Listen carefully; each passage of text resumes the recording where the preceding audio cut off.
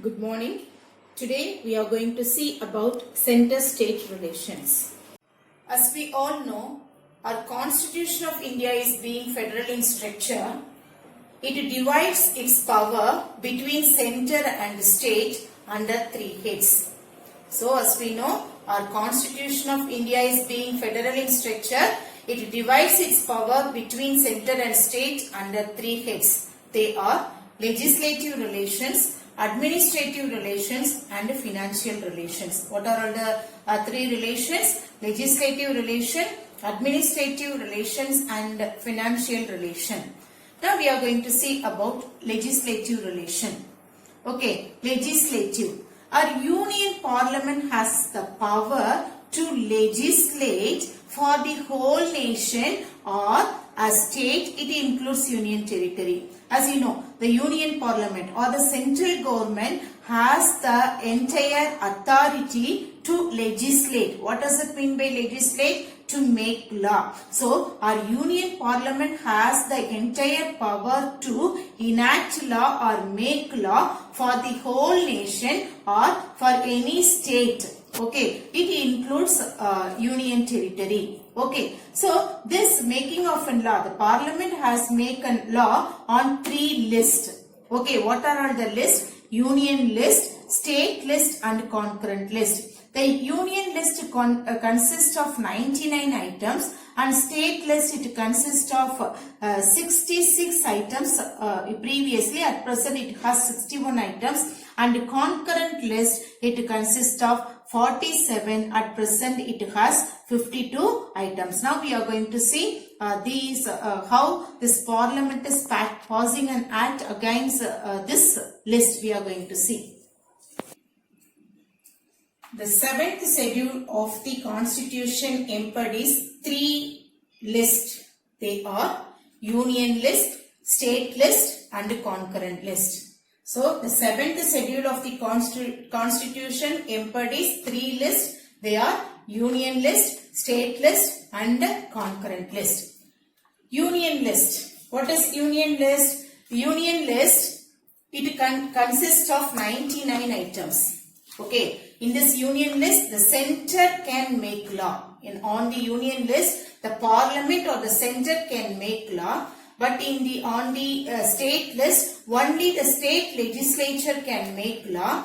But in the concurrent list, both the parliament and the state legislature can make law. Okay, on the union list, it consists of 99 items. 99 items includes railway, telegraph, defense and home affairs. In these matters and all, the parliament alone can make law. Okay, do you understand that, children? It consists of 99 items. So some of the examples I have given that railway, telegraph, defense and home affairs. In these matters and all, only the center can make law.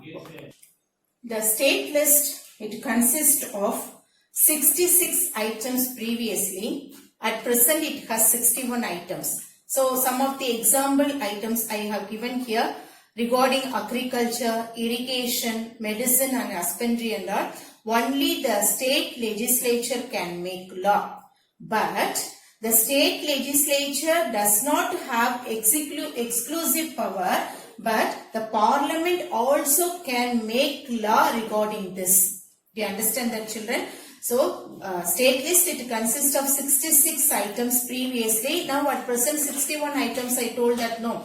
As the 42nd Amendment Act of 1976, it transferred 5 items to concurrent list. Okay, as per the 42nd Amendment Act of 1976, it transferred 5 items to the concurrent list. What are all the 5 items? I will say kindly note that education, forest, protection of wildlife and birds and administration of justice. Also these 5 items has been transferred from state list to the concurrent list. So now at present how many state list it consists of? 61 items. Okay, regarding these 61 items, only the state legislature can make law.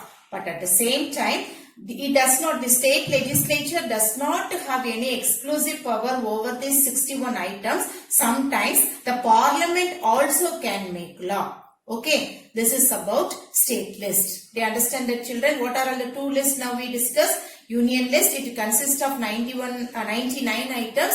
So, regarding this union list, only the center can make law. Center means what? The parliament. The parliament, it can make law.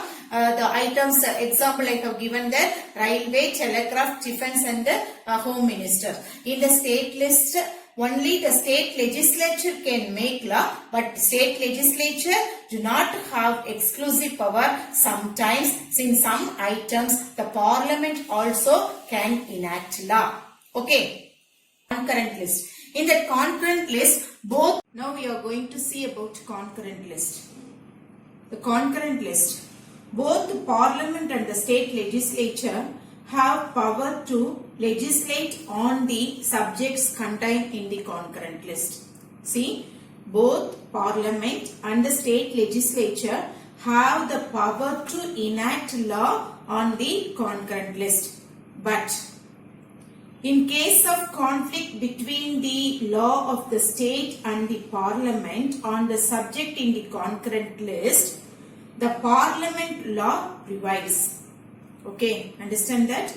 And if there is a conflict between the law of the state and the parliament on the subject in the concurrent list, the law of parliament prevails. What does that mean by prevails? More powerful.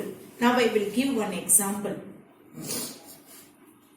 Okay, that this in the field of agriculture. In the field of agriculture, both the parliament as well as the state law enact law. Okay, both the parliament and the state legislature enact law on the field of agriculture. Okay, and but only the parliament law prevails over the state law.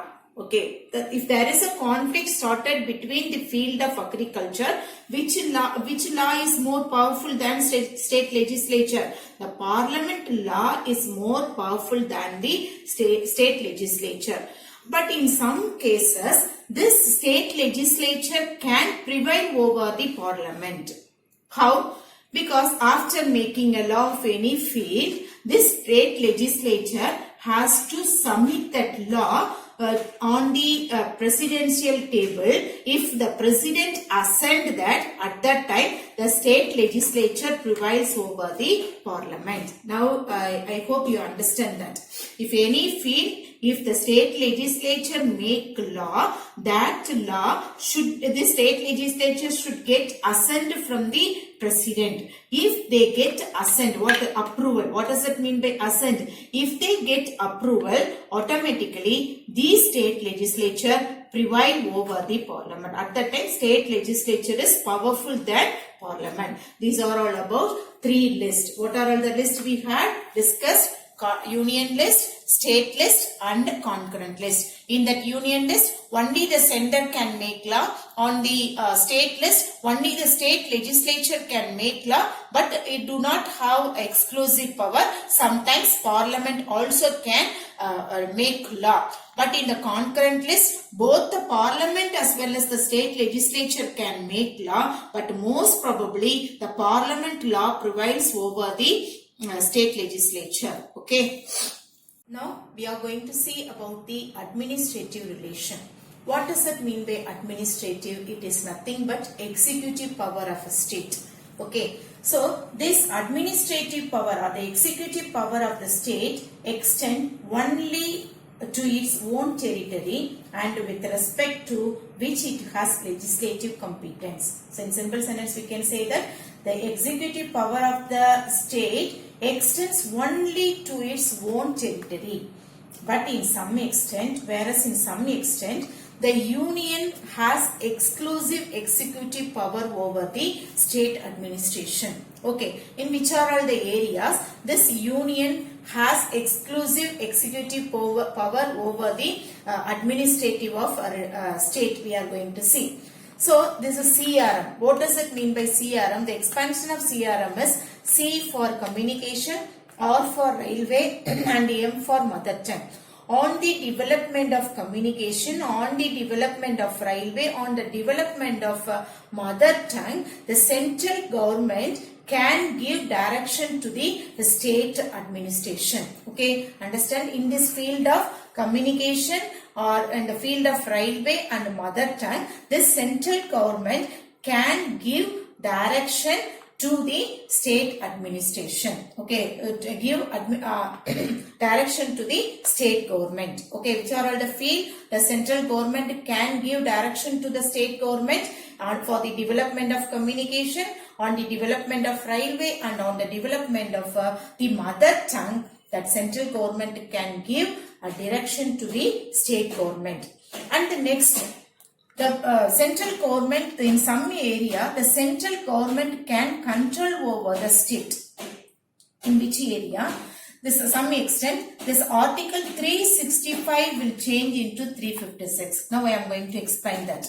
If any particular state is not obeying the central law, or it is not taking the administration of the principle of the central, or if the state is not functioning on the principle of central law, automatically, according to the article 365, the 365 will change into 356.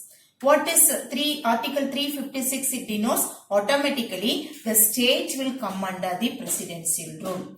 So, in which extent that the state will come under the presidential rule?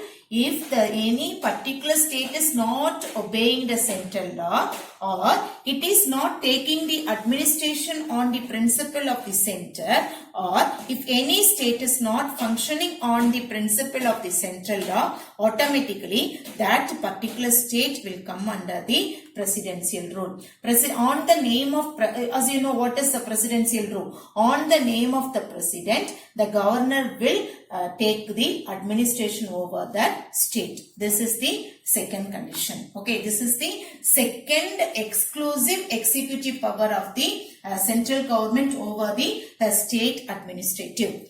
And the third one, we can say all Indian services. As you know, there are central all Indian services, central services also is there, state service also there. The example, IAS, IPS and IFS. Okay, this IAS and IPS and IFS, only the center can make a law to exclude the employment of these or include this about this services. Only who has the power? Only the center can have the power to exclude or include these Indian services. In this regard, the state government do not have any power.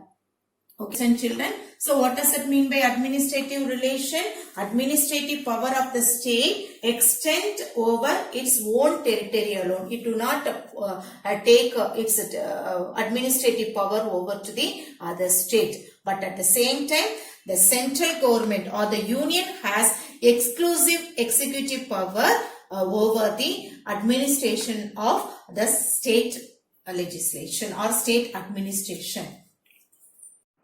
Now, we are going to see about the financial relations. Article 268 to 293 under Part 12 of the Constitution deal with the financial relationship between the center and the state. Okay, the Article 268 to 293 under Part 12 of the Constitution, it deal with the financial relations between the center and the state. Okay, here that center and the states are empowered by the Constitution. The states and the center will be empowered by the Constitution to impose tax, impose various kinds of tax. So, our Constitution empowered the central government and the state government to impose various kinds of taxes. Here, some of the state taxing will be restricted by the center. The center has some restrictions over the state taxing. What are all things we are going to see? So, in the previous topic, I told that there are three lists, that is state list, union list and concurrent list. In that list, it will be applicable in all three relations. Okay, what is administrative relations or legislative relation or financial relations, all these three lists it will be applicable. According to that, this center has some restriction over the state taxing. So the first one, the state can collect professional tax, trade and commerce tax. Okay, so what are all the tax the state can collect? The state can collect professional tax because the taxes are the income for the nation, or taxes are the income for the state too, we can say that. So the state can collect professional tax, trade tax or commerce tax, but there is one condition, that is it has to collect rupees 2,500 per annum. Okay, how much she can collect? Rupees 2,500 per annum. Okay, so in this case, it is a complete authority was in the hand of a state. In this record, the state government will not collect any share from this state. Okay, and this next one, on sales, on purchasing of goods or export or import, interstate trade. Okay, in that the state cannot make any taxes. Okay, my dear children, on sales, on purchasing of goods, because on sales Tamil Nadu is selling some goods to the other states and we are purchasing some goods from the other states and we are exporting. So you know what is export and import. We are exporting some goods and we are importing some goods, and we are having interstate trade. Interstate trade means what? Between the states we are having a trade. In that the state cannot make any taxes. But who will make taxes? The central government will make taxes. After that collection, it will be shared among the central government and the state government. This is the second condition. And do you understand that? So, which are all the cases the state government cannot make taxes? On sales, on purchasing of goods, export and import, interstate trade, and interstate. In that, the central government will make taxes, but it will be shared among the center and the state. Okay, you understand that? And this it will be mentioned in the Article 280 of the Constitution, which will be the Finance Commission appointed by the President. Under 280 of the Constitution, it says about the certain taxes are imposed and collected by the center, and it divided between the center and the state based on the recommendation of the Finance Commission. Okay, and here you see that Indira Gandhi. Who is Indira Gandhi? She was the first woman Prime Minister of India. Okay, she passed one commission. She appointed the commission. What is the name of that commission? Sarkaria Commission in the year 1983. It made inquiry into the center-state relations. Already, what is the relationship is going on between the center and the state to inquiry that? This is Indira Gandhi. She was the former Prime Minister of India. She made that Sarkaria Commission in 1983 to make inquiry into the interstate relations. Okay, now I hope so you understand all the three relations of three state relations. What are the three center-state relation? First one is legislative relation, second one is administrative relation, and third one is financial relation. Okay, thank you. This is today's session came to an end. Thank you. Have a nice day.